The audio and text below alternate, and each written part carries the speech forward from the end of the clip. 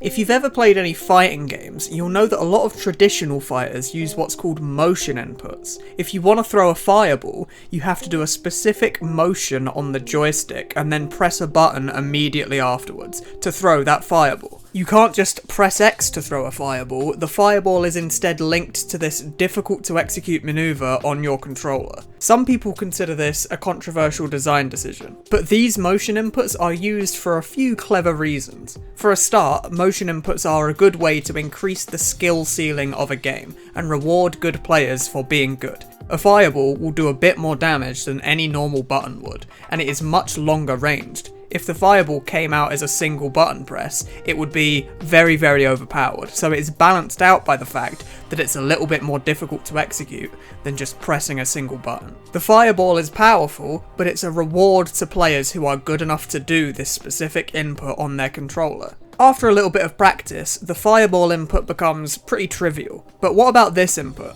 Or what about this one?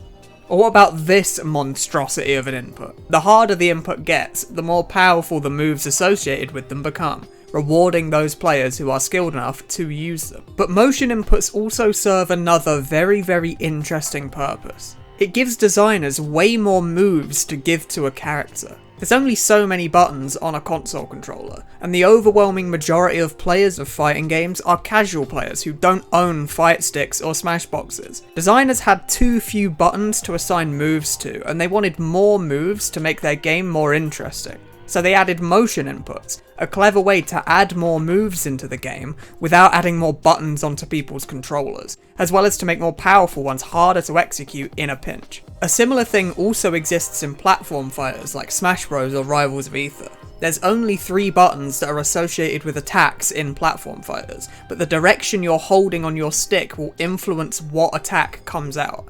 This is a forward air, this is a back air.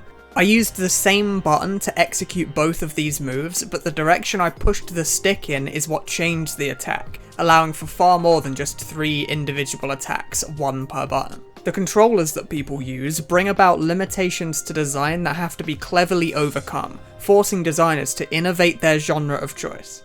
Limitation breeds innovation. This can be found all over games, as well as in other forms of media. Like, take a listen to this.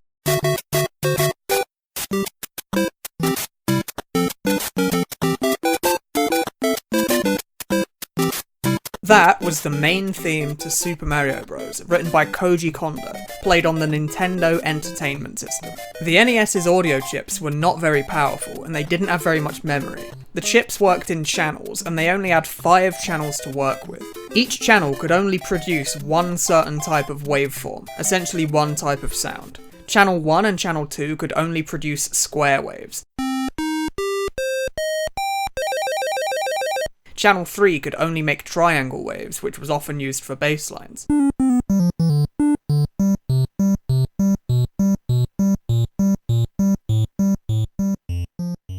Channel 4 was a noise channel, essentially a clever use of static sounds to make a sort of pseudo drum beat.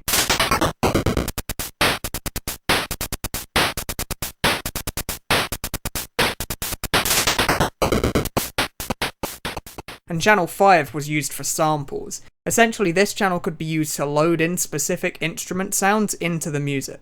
The steel drum sample in Super Mario Bros. 3's soundtrack is a good example of a sample that was used.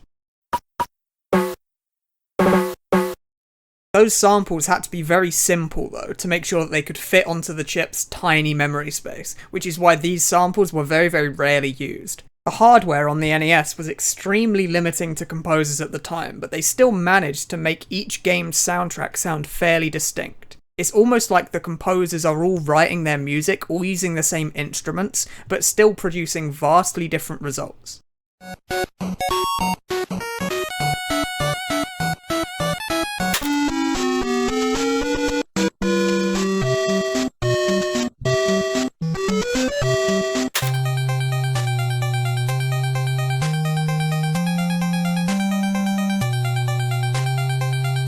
The upgrade from NES to Super NES went from 5 audio channels to 8 audio channels, and all of these 8 channels were sample channels, similar to the NES's 5th channel. This broadened the horizons for video game composers massively. On the NES, they were all writing music using the same instruments, but now all of the composers could use whatever instruments that they wanted. But they still had to be creative. The samples still had to be very small, because of the small memory on the chips. The memory wasn't as low as the NES chips, but it was still fairly low, so it was still a limitation that had to be overcome. But composers like David Wise wanted these vast, sweeping synths in the background of their songs. But just straight up sampling a synth that sounds like that would be impossible due to the technical limitations of the chips at the time. So instead, he used lots of small, simple samples, all cross-faded together in quick succession, to give the illusion of the synth sound that he wanted, and he used it to make these incredible ambient pieces of music.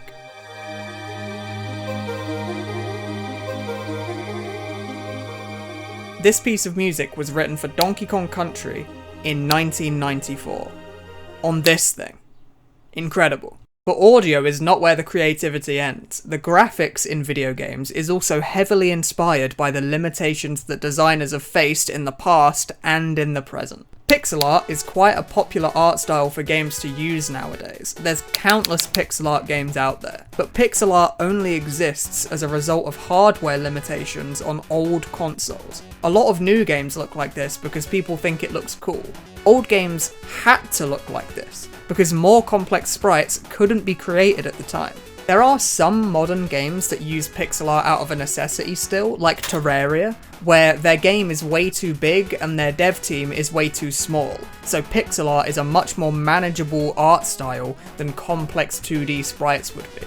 But a lot of pixel art nowadays is just an art style choice. We have gameplay elements being pushed forward by limitation, we have music being pushed forward by limitation, and graphics being pushed forward by limitation. Whether that limitation stems from the hardware we work on or the size and budget of our development studio, limitation forces people to think outside the box to get the results they want. And video games nowadays are better off for it. There's of course countless other examples of this exact phenomenon, but these are, in my opinion, the most significant ones, and the ones that have had the longest lasting effect on the games industry. You might not be a fan of retro games or retro consoles, but the way they influenced your gaming experience all of these decades later is undeniable. Thanks for watching.